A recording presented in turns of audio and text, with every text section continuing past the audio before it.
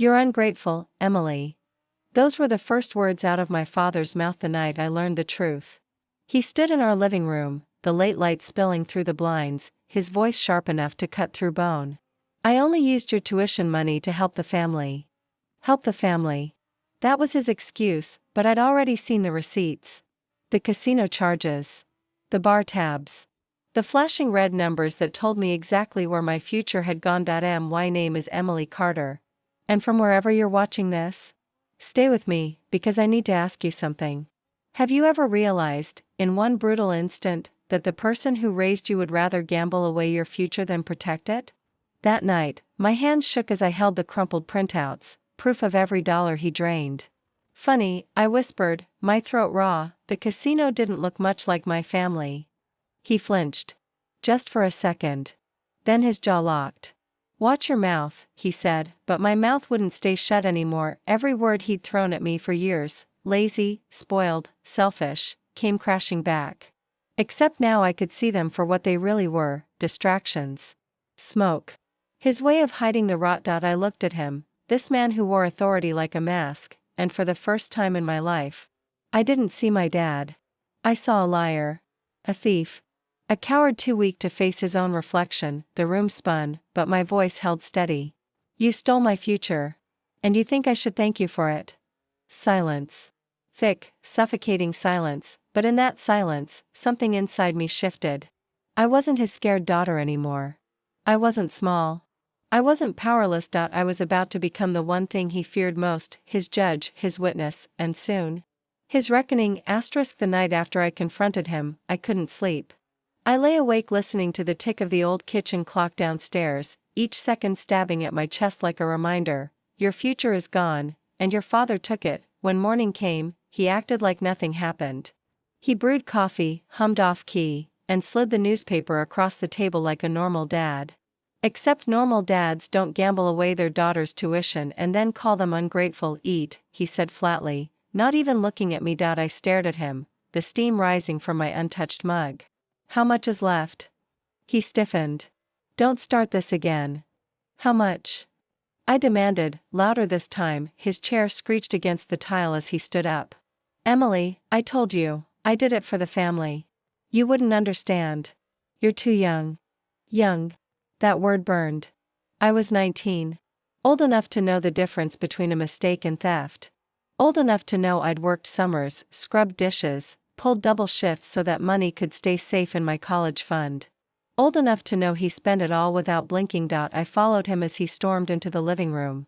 Tell me the truth for once. Was it the loans? Or the blackjack table? He froze. That pause was my answer. Unbelievable, I whispered. You lost it all. Finally, he turned. His face was flushed, his fists tight. Don't you dare act like you're the victim. You're still young, you'll make it back. I had no choice. No choice? My voice cracked, but I didn't care. You always had a choice. And you chose yourself. The mask slipped. His eyes went dark, cold. You think you're better than me? You've always been ungrateful. Maybe if you weren't so spoiled. I cut him off. Spoiled? You gambled my future away, and I'm spoiled? For a moment, we just stood there, staring at each other like strangers.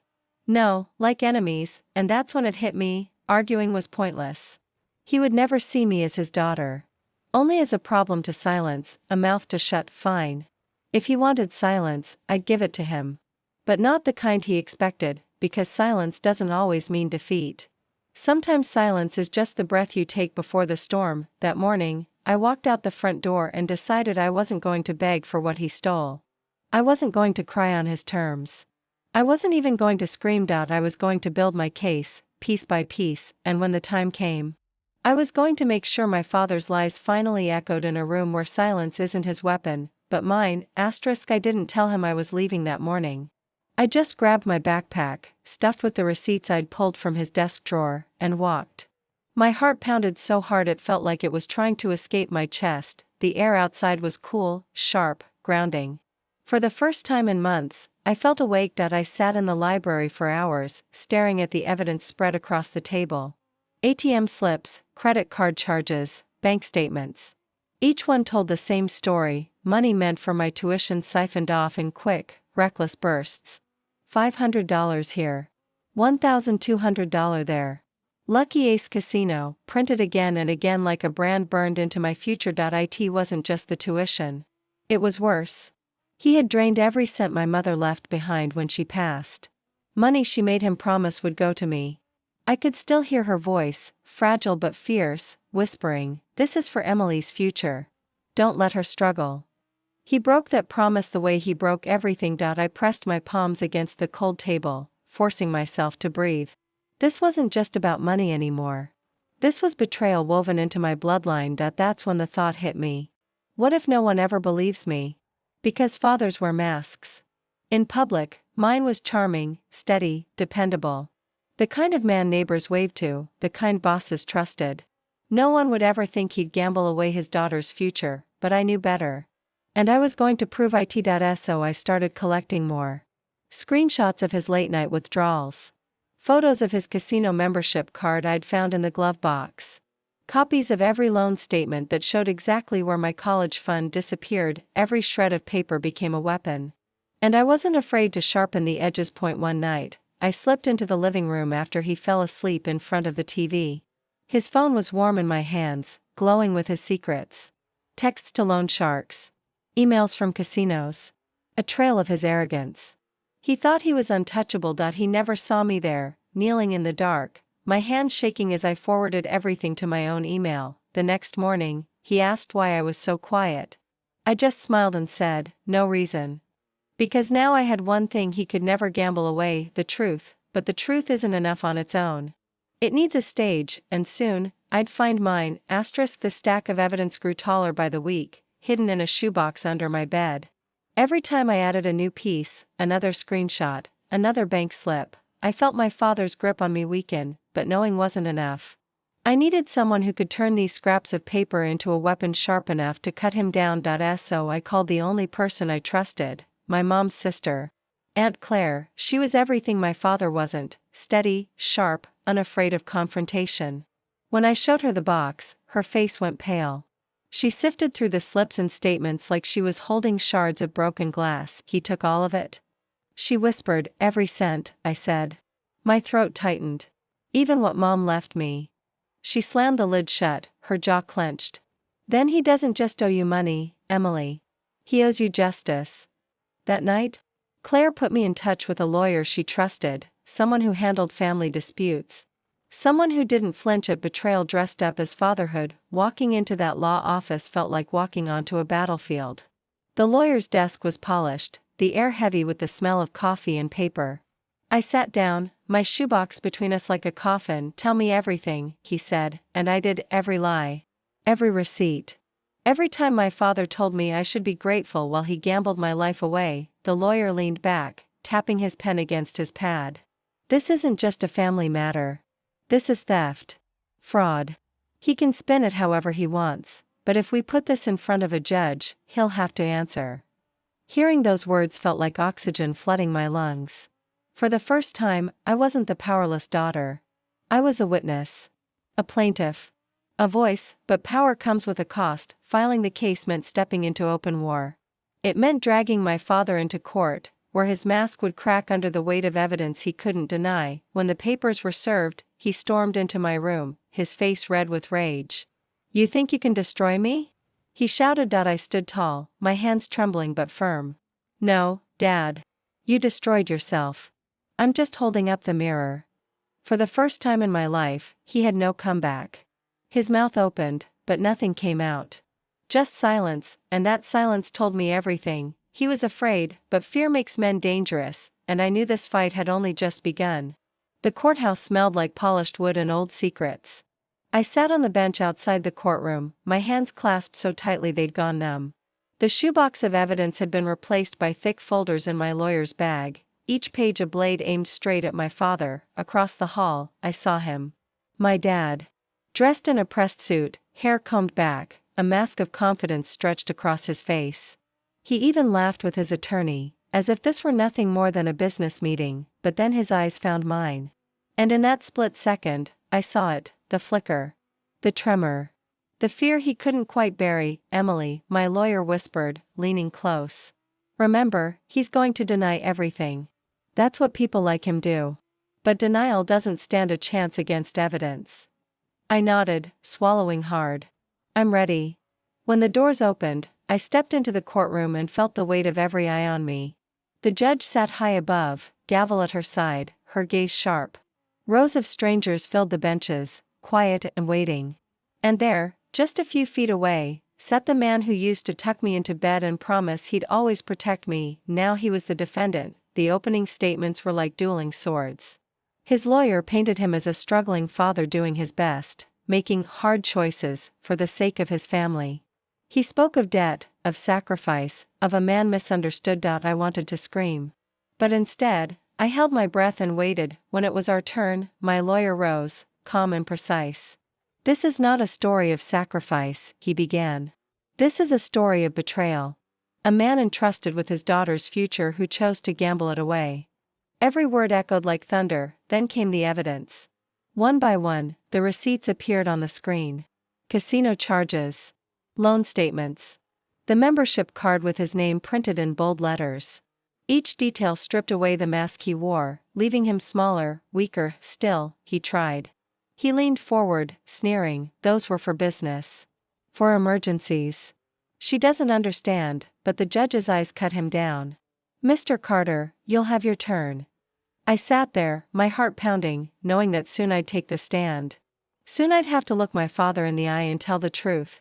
Not as his daughter, but as the victim of his lies, and I knew, once I spoke, nothing between us would ever be the same, because in this room, his words weren't weapons anymore, mine were. The bailiff swore me in. And my palms trembled as I placed them on the Bible. My voice cracked on the words. But I said them anyway. I swear to tell the truth, the whole truth. And nothing but the truth. Then I sat down in the witness chair. The spotlight of the courtroom burning hotter than any sun. State your name for the record, my lawyer said. Emily Carter, I answered. My voice was steady now. Emily, he continued gently, can you tell the court what happened to your college fund? I glanced at my father. He leaned back in his chair, arms crossed, a smug smile tugging at his lips. As if daring me to falter. So I didn't. My mother passed when I was 15. She left money behind for me, for my education. My father promised he'd keep it safe. I swallowed hard. But he didn't. He spent it. On casinos. On loans. On everything but my future. Gasps rippled through the courtroom. His lawyer jumped up, objecting, but the judge waved him down. She may continue. So I did. I spoke of the summers the first worked double shifts, scrubbing grease from diner floors just to add to that fund. How I found the receipts, the statements, the casino card. How every time I asked about it, he called me ungrateful. Spoiled. He told me he used the money to help the family, I said, my voice breaking. But the casino didn't look much like family to me. The words hung in the air like a knife. My father shifted, his smirk faltering. For the first time, he wouldn't meet my eyes. My lawyer placed a hand on the evidence folder. Emily, are these documents your proof? Yes. The screen lit up again. Withdrawals at midnight, casino deposits, credit card debt. The jury leaned forward, the weight of truth undeniable. Then his lawyer rose, stalking toward me. Miss Carter, isn't it true you misunderstood? That your father made mistakes, yes, but only because he was trying to keep the household afloat. I clenched my fists. No. He didn't make mistakes. He made choices. Choices that took my future away. He didn't protect me, he betrayed me. The room fell silent, the air heavy with every word. My father slammed his palm against the table. Ungrateful brat. I sacrificed everything for you. The judge's gavel cracked down. Order. Mr. Carter, you will control yourself. But the damage was already done. His mask had slipped for all to see, and in that moment, I realized something. I wasn't just testifying. I was finally free, pulling every chain he ever wrapped around me into the light. Where he couldn't hide, the courtroom wasn't his stage anymore. It was mine. The courtroom air felt heavier after my testimony. As though every wall was holding its breath.